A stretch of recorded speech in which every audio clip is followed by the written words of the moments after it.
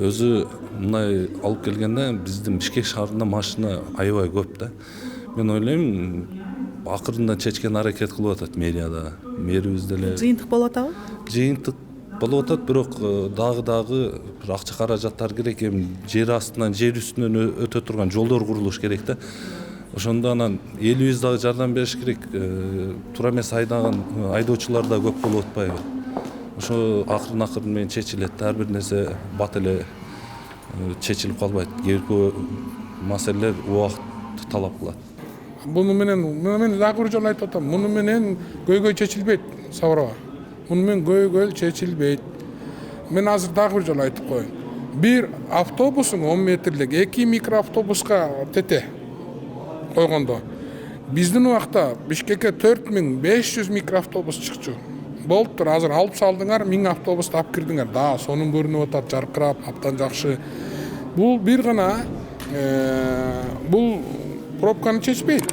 Бул элдин комфортун чечет, эл жакшы автобустарда жүрөт. Экинчи газовый жүрөт, смогту чечет, но пробканы чечпейт да. Эмнеге чечпейт? Автобустардын токтой турган остановкалары туура эмес турат. Биринчиден. Экинчиден сааттарын келген. Мисалы, Советский көчөгө кирсең, бир эле моментте бир светофор менен бир светофордун ортосунда 30 автобус турат. Бул болбойт. Ошону как саат сыяктуу иштеш керек.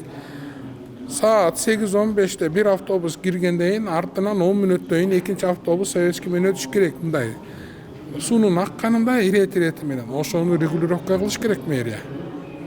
Андан кийин мен дагы бир жолу айтып коеюн. Монорелис бир автобусуңар $100,000 турат. 1000 автобус алып келсеңер $100 миллион. Азыр Бишкекке дагы 2000 автобус алып келебиз деп атасыңар, $200 миллион. Анын ордуна Аларча менен Аламүйдүн суусунун үстүнө монорелис салып койсоңор, бир саатта монорел, бир саатта Бишкекте транспорт 100 000 киши ташышыбыз керек. Кечке чейин 700-800 000 киши ташышыбыз керек. Аны бул пробка менен балебиз башыбызга. Себеби Бишкекте 415 000 машина бар. Чүйдөн кечинде эртең менен 150 000, 200 000 жакын машина кирет. Кант жагынан, сокулук жагынан. Только монорельс менен чечебиз, башка жолу жок.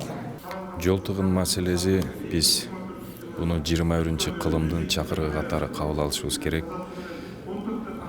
Жол тыгын маселесинен абсолюттук түрдө кутулуп кетүү мүмкүн болбойт. Эгер андай мүмкүнчүлүктөр болсо, анда Япониянын Токиосу, Америка Кошмо Штаттарынын Нью-Йорку, Россия Федерациянын Москвасы бизчелик акылчылыгы жок, акылы жокпу? Алар деле бул маселени чечишмекте.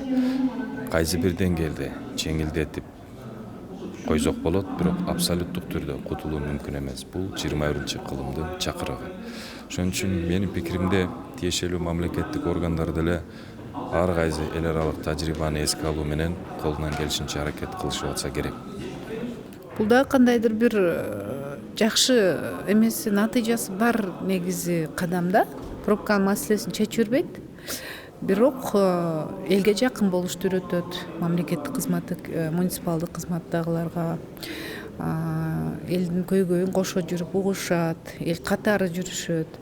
Анан кийин эң негизги баягы выхлопной биздин эмелер, биз дем алып аткан абабызга жеңилдик болот да.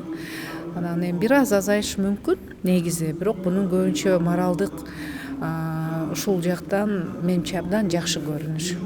Жол тыгын боюнча, конечно, жашоону жеңилдетпейт, оорлотот. Ар бирибиз билебиз. Мына мен дагы ушул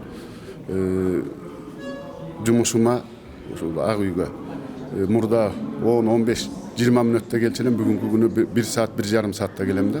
Эми жол тыгыны боюнча бир эле менин маселем же мэриянын же президенттин маселеси эмес, жалпы элдики да. Эми ар бирибизде бирден экиден машина бар. Ар бир үйдө бүгүнкү күнү Кудайга шүгүр да.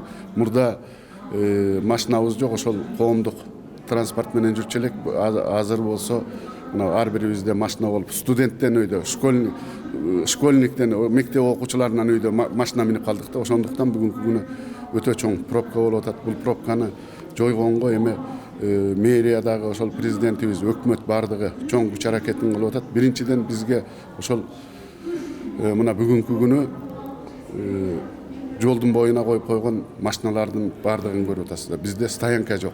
Үйлөрдү курганбыз. Ошол үйлөрдүн алдында көп кабаттуу кылып стоянкаларды куруш керек эле да. Анысы жок эле жерди 5 жылга, 10 жылга, 15, 25, 49 жылга арендадан алдык дагы куруп туруп үйдү жекеменчикке берип, элдерге сатып ийип кеттик. Ошондуктан мына бүгүнкү күнү ошол курулуштар мына центрибизде билесиздер, Борбор калабыздын баягы чак ортогунда машиналар батпай, элдерибиз каяка коерун билбей жолго коюп, жолубузду тартып атабыз. Ошондуктан бүгүнкү күнү ошол мэрия автобусун азайтабы же троллейбусун жок кылабы, андан эч маселе чечилбейт. Бүгүнкү күнү ошол биз көп кабаттуу стоянкаларды куруп, машиналарды ошол жолдун жээгинен алып, машина коюучу жайларды курушубуз керек да. Ошондо пробка азаят го деген.